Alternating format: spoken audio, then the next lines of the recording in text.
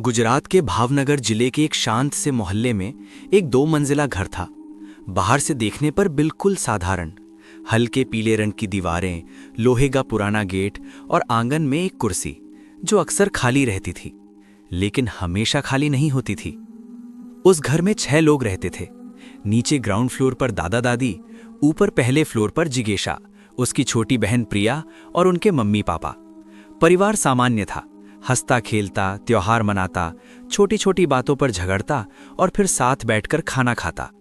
बाहर वालों को सब कुछ ठीक दिखता था, लेकिन घर के अंदर कुछ ठीक नहीं था। जिगेशा बहुत छोटी थी जब उसने पहली बार महसूस किया कि कोई है, ऐसा कोई जो दिखता नहीं है लेकिन मौजूद है। शुरुआत में उसे लगा शायद उसका वहम है। बच्चों को अक्सर अंधेरे में परछाइयां बड़ी लगती हैं, आवाजें अलग सुनाई देती हैं।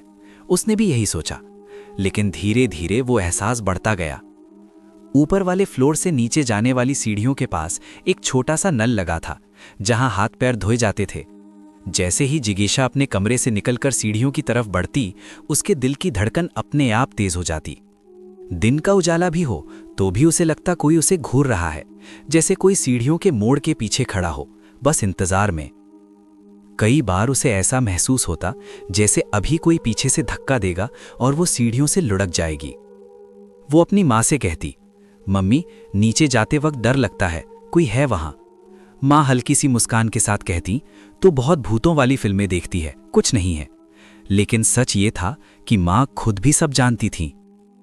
रात में जब जिगेशा के पापा अपने कमरे में सोते तो कई बार उन्हें महसूस होता कि कोई उनकी चादर खींच रहा है। वे घबराकर उठते, कमरा खाली होता।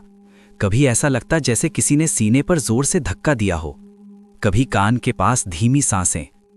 धीरे धीरे उन्होंने पत्नी और बच्चों के साथ सोना बंद कर दिया, नीचे दादा दादी के कमरे में सोने लगे। उन्होंने कभी खुलकर कुछ नहीं कहा, लेकिन उनके चेहरे की थकान सब कह देती थी।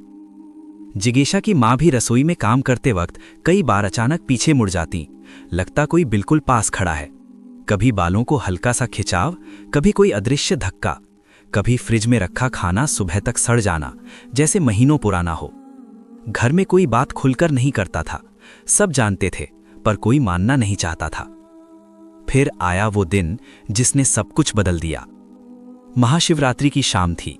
जिगेशा की माँ बाजार से सामान लेकर लौटी, लेकिन सब्जी की थैली मायके में ही भूल आई। नाना नानी का घर 10 मिनट की दूरी पर था। रात हो चुकी थी, हल्का अंधेरा, ठंडी हवा।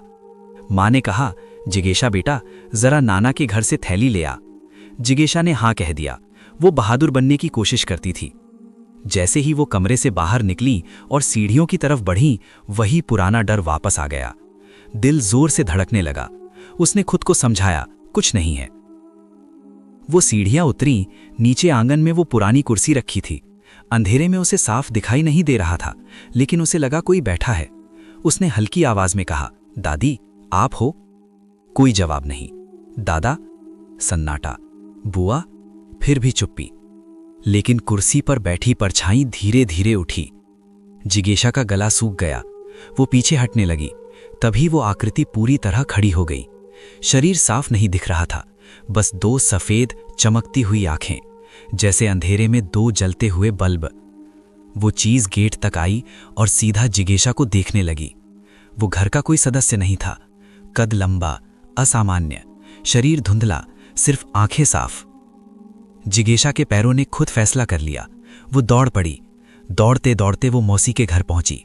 सांस फूल रही थी, आंसू निकल आए थे। मौसी ने पकड़कर पूछा, क्या हुआ? जिगेशा ने सब बताया। मौसी का चेहरा सफेद पड़ गया।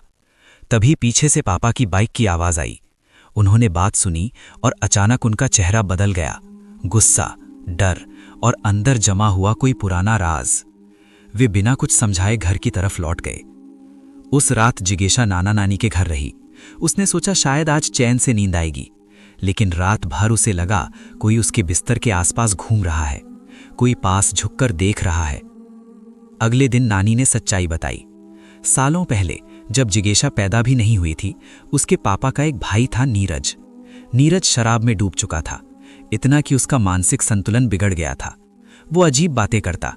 एक दिन उसने कहा उसके पेट में बच्चा है। दर्द से कराहता रहा। परिवार ने उसे गंभीरता से नहीं लिया। गुस्से में वे उसे घर पर अकेला छोड़कर रिश्तेदारों के यहाँ चले गए। 3 दिन बाद पड़ोसियों ने बदबू की शिकायत की। नीरज ने खुद को पंखे से लटका लिया था। उसके बाद कुछ साल सब शांत रहा। फिर धीरे धीरे घर में अजीब घटनाएं शुरू हुईं। परिवार को शक था वो वही है। जिगेशा की मां ने रोते हुए कहा, हमने कभी बच्चों को नहीं बताया, पर जो हम महसूस करते हैं वो शायद वही है। घर छोड़ने का फैसला हुआ। वे किराए के फ्लैट में चले गए। लेकिन 11वें दिन से वही सब शुरू, इस बार और भी ज्यादा। पापा टूट गए। वे रोते हुए बोले, वो मुझे मार देगा। मैं उसे देखता हूं, वो कफन लेकर आता है। मां ने बच्चों को लेकर मायके जाने का फैसला किया। कुछ दिन बाद पापा अपने घर में संदिग्ध हालत में मृत पाए गए। कोई स्पष्ट जवाब नहीं मिला। दादा दादी आज भी उसी घर के ग्राउंड फ्लोर पर रहते हैं। ऊपर वाले हिस्से पर ताला है। 7 साल हो चुके हैं। जिगेशा, उसकी बहन और मां ने उस घर की तरफ मुड़कर भी नहीं देखा। लेकिन सवाल आज भी हवा में है। क्या वो सिर्फ मानसिक तनाव था या सच में कोई अटकी हुई आत्मा? कुछ कहानियां सच होती हैं, कुछ सच से भी ज्यादा डरावनी, और कुछ घर बाहर से साधारण दिखते हैं, अंदर से नहीं। उस दिन के बाद जिगीशा की जिंदगी 2 हिस्सों में बट गई। एक वो जब सब कुछ सामान्य था, और एक वो जब उसे हर साया सच लगता था। पापा की मौत की खबर आई तो पहले किसी को यकीन ही नहीं हुआ। माँ के हाथ से फोन गिर गया था। नानी फर्श पर बैठ गई थी। प्रिया कुछ समझ ही नहीं पा रही थी कि आखिर हुआ क्या है। जिगीशा बस दीवार को देखती रह गई थी, जैसे दिमाग ने खुद को बचाने के लिए सब कुछ सुन कर दिया हो। जब वे लोग घर पहुंचे, पुलिस बाहर खड़ी थी। मोहल्ले वाले धीमी आवाज में बातें कर रहे थे। वही पुराना गेट, वही आंगन, वही कुर्सी, लेकिन इस बार कुर्सी सच में खाली थी। ऊपर वाले कमरे का दरवाजा खुला था। कमरे के अंदर हल्की सी सीरन की गंध थी, जैसे लंबे समय से खिड़कियां बंद रही हों। दीवारें वैसी ही थीं, पर माहौल बदल चुका था। हवा भारी थी। जिगीशा ने उस कमरे की तरफ देखा जहां कभी वो सोया करती थी। उसे याद आया, कितनी बार उसे लगा था कोई बिस्तर के पास घूम रहा है। कितनी बार सीढ़ियों के पास किसी की नज़र महसूस हुई थी। क्या वो सब सच था, या डर ने सबको धीरे धीरे बीमार कर दिया था? पापा की मौत को संदिग्ध कहा गया। किसी ने साफ शब्दों में कुछ नहीं कहा, न दादा दादी ने, न पुलिस ने। सब ने बस एक बात दोहराई, तनाव में थे। तनाव, कितना आसान शब्द है ना। उस दिन के बाद दादा दादी ने ऊपर वाले हिस्से में ताला लगा दिया। कहा, अब कोई ऊपर नहीं जाएगा, जैसे ताला लगाने से यादें भी बंद हो जाएंगी। माँ ने साफ फैसला कर लिया, हम वापस उस घर में नहीं जाएंगे। लेकिन घर सिर्फ दीवारों का नाम नहीं होता, घर यादों का भी होता है, और यादों से भागना आसान नहीं। शुरुआत के कुछ महीनों तक जिगीशा हर रात चौंक कर उठ जाती। उसे लगता कोई खिड़की के बाहर खड़ा है। कई बार सपने में वही चमकती हुई आंखें दिखती। कभी पापा दिखते, चुप, थके हुए, कुछ कहना चाहते हुए। एक रात उसने सपना देखा कि वो फिर उसी घर की सीढ़ियों पर खड़ी है। नीचे कुर्सी पर कोई बैठा है। इस बार वो डरती नहीं, धीरे धीरे नीचे उतरती है। कुर्सी के पास पहुंचती है। कुर्सी खाली है, लेकिन पीछे से आवाज आती है। डर वहीं से शुरू होता है जहां समझ खत्म हो जाती है। वो झटके से उठ बैठी। उसके अंदर कहीं एक सवाल जन्म ले चुका था। क्या सच में सब कुछ नीरज की आत्मा था, या ये एक ऐसा घाव था जिसे परिवार ने कभी भरा ही नहीं? जब उसने धीरे धीरे पुरानी बातों को जोड़ना शुरू किया, उसे एहसास हुआ कि नीरज की मौत के बाद घर में कभी खुलकर बात ही नहीं हुई। दर्द दबा दिया गया, शर्म, गुस्सा, अफसोस, सब अंदर। पापा शायद अपने भाई की मौत को कभी स्वीकार नहीं कर पाए थे।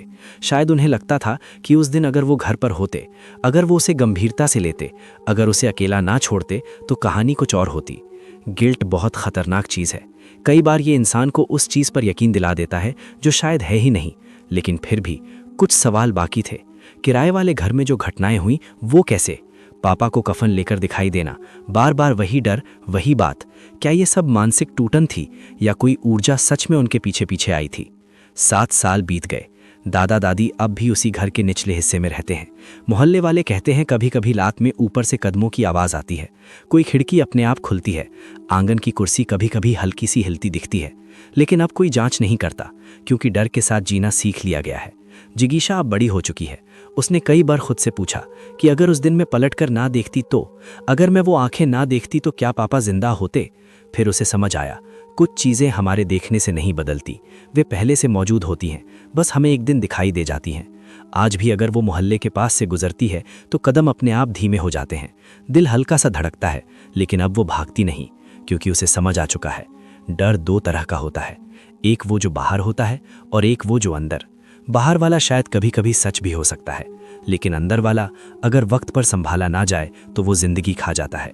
शायद नीरज की आत्मा भटक रही थी, शायद नहीं, लेकिन एक बात तय है, अधूरी बातें, अधूरा दुख और दबा हुआ गिल्ट किसी भी घर को भुतहा बना सकता है। कभी कभी आत्माएं दीवारों में नहीं होती, यादों में होती हैं, और अगर उन्हें शांति ना मिले तो वो पीढ़ियों तक पीछा नहीं छोड़ती। इस कहानी में गलती शायद किसी की नहीं थी। एक इंसान अपनी कमजोरी से हार गया, एक परिवार अपराध बोध से, और दो बच्चियां डर से। अब फैसला आपका है, आप इसे किस नज़र से देखते हैं। अगर कहानी ने आपको सोचने पर मजबूर किया हो तो वीडियो को लाइक ज़रूर करें। ऐसी सच्ची और रहस्यमयी कहानियों के लिए चैनल को सब्सक्राइब करें और बेल आइकन दबाएं ताकि अगली कहानी आपसे छूट ना जाए। अपना अनुभव या राय कमेंट में लिखें। क्या आपको लगता है ये आत्मा थी या मन का अंधेरा? कल फिर मिलेंगे एक नई कहानी के साथ। तब तक सुरक्षित रहिए और याद रखिए, हर साया भूत नहीं होता, लेकिन हर डर को नज़रअंदाज भी नहीं करना चाहिए।